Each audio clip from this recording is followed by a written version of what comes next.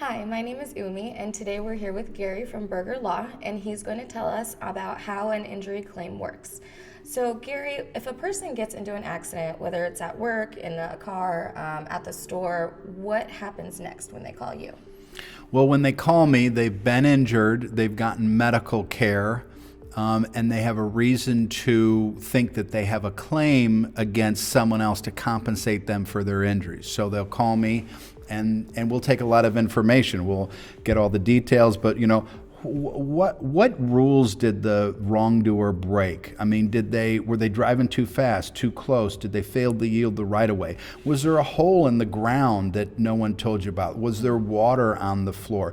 Was the product dangerous or defective? Or did the doctor cut before they looked, or not do a test they were supposed to?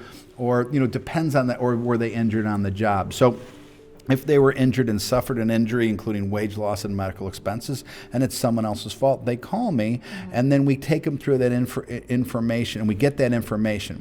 And what they have there is a claim, which is different than a lawsuit, but at that point they have a claim. So that's kind of how an injury claim starts. So what's the difference between a lawsuit and a claim? A lawsuit is when you actually file a legal paper in court, a lawsuit against another person. It's also called a petition in Missouri, a complaint in Illinois, and in federal court. A claim is just a unrealized debt. If I hit you in my car, you have a claim against me, okay? Starting right then. How much is it worth? I don't know. You may not be worth much because you're not injured. But then again, you also could need surgery and could be worth a lot of money. So the amount of damages or the loss you've sustained informs us as to how much it's worth, but you have a claim right there. When someone's done something, when someone has needlessly injured someone and broken the rules in doing so, then you have a claim against them. Okay, so how do you determine if someone has a legitimate claim? Well, great question. I don't take illegitimate claims. So, but that's a great. So, you look at things. You look at what their story is of how it happened. You talk to witnesses. You get a police report. You do your own investigation to make sure you can prove liability. You do medical research to make sure the doctor breached the standard of care. You look at the dangerous condition of the property to make sure it's really dangerous and that the landowner knew or could have known. It's real complex. It depends on the area of the law, what jurisdiction you're in, about whether or not you'll get liability. And then the other, the idea of legitimate or not, are they really injured? If someone's making something up or gilding the lily or faking it, they're going to get found out eventually. And I don't take those cases. And if I have a client who does that, if I ever find out, I terminate them. I won't represent them anymore because it's my reputation. It's not worth my time. Right, not your values. Yeah, thank you. That's exactly. I'm not going to partake in that type of thing. And so if someone is not truly injured or do not truly have the damages that they claim, then that's not something I'm interested in helping with someone. Because, as your mom teaches, you're taught as a kid, you don't lie, you don't do that stuff, and you're going to be found out eventually. So a legitimate claim, again, means that someone was injured or sustained an injury that's both personal as well as wage loss, property damage because of the wrongful or negligent conduct of another. Another way to say that is someone breaks the rules, someone broke the rules and injured you, then that you have a claim against them. And then the damages have to be legitimate and caused by the negligence of the defendant. Okay, so let's say I was in an accident and I'm legitimate, and I have a claim.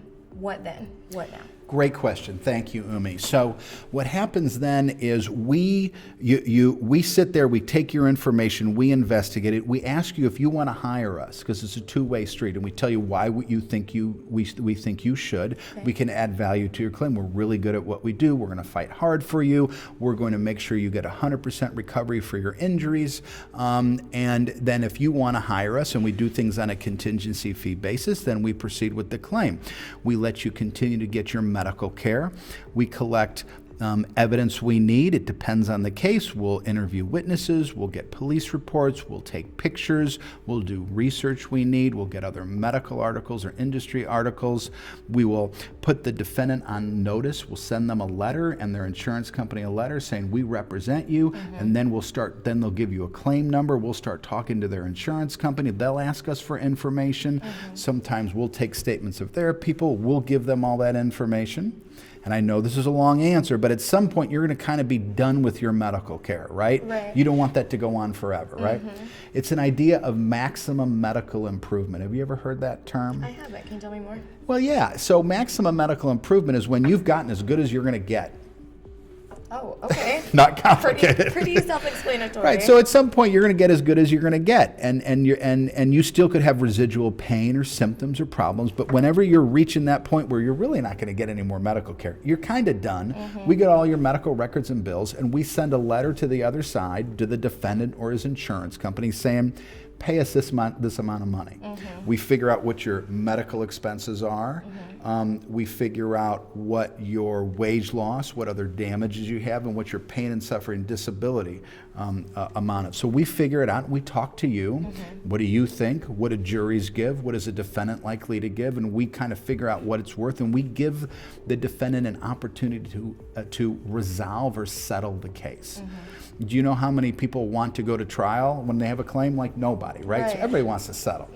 Now, sometimes that happens quicker. Sometimes it happens longer. It depends on how much of a fight the defendant puts up. So we would try, and that's still in the claim stage. So we try to settle it. Typically, we try to settle it with the defendant. There are times when we don't. So there are times when we know this defendant's never going to pay us, so we might as well file a lawsuit. So the claim, So the claim is basically in that stage before we file a lawsuit, but it can also be after, and that's what a claim is. You hold this legal claim. It's this intangible thing.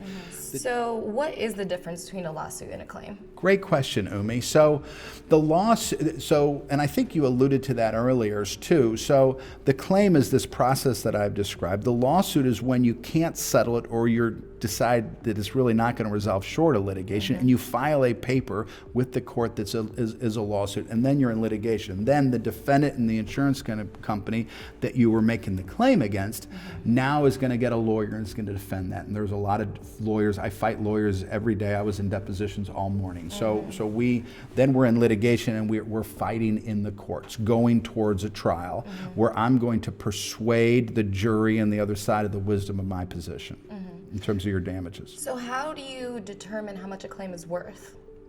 Another great question. So if you prove that the other side is liable to you, or if they broke the rules and injured you, your damages are a couple areas. One is you have your medical expenses. 2, you have your wage loss expenses. 3, you're going to have whatever other miscellaneous expenses.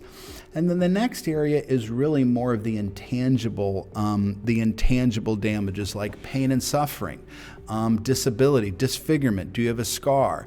I talked to you a little bit about maximum medical improvement, but even when you're not getting medical care anymore, you still may have pain in your neck every day. You may have permanent arm numbness. You may have a facial scar in a dog bite case or something like that. So those are the main elements of damages: mental anguish, pain and suffering, stress from that. I mean, I have people that are this far from dying in truck cases, and then how do you go drive again? Or kids in fear of dogs, or people reluctant to get medical care. So you have a lot of that stress that you carry with you.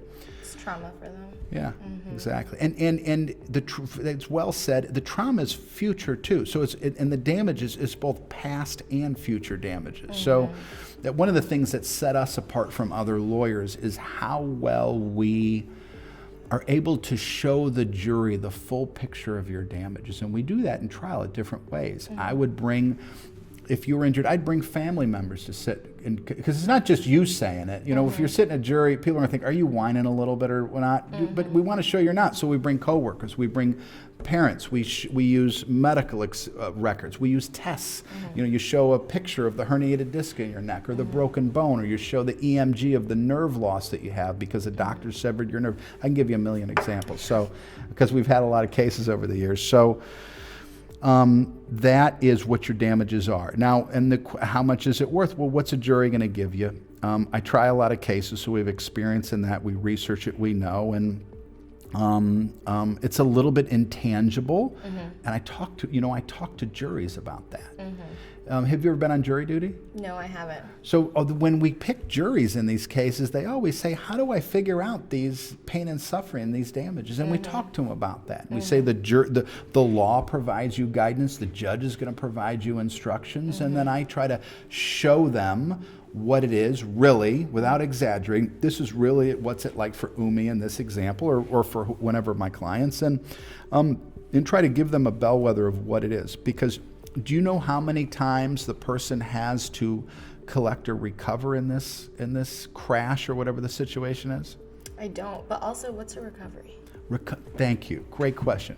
Recovery is if you settle the case, you're recovering. So the recovery is what you're recovering your damages. You're getting back what you have lost. So you can call it a recovery, you can call it a settlement, you can call it a claim, you can call it's basically, because we can't go back in time and make it not happen. All we can do, and all our civil justice system does, which goes back to the Constitution in 1789, is give you money to make up for that, where it can be made up. Some things can't be, but a lot of this can. So that's what a recovery is.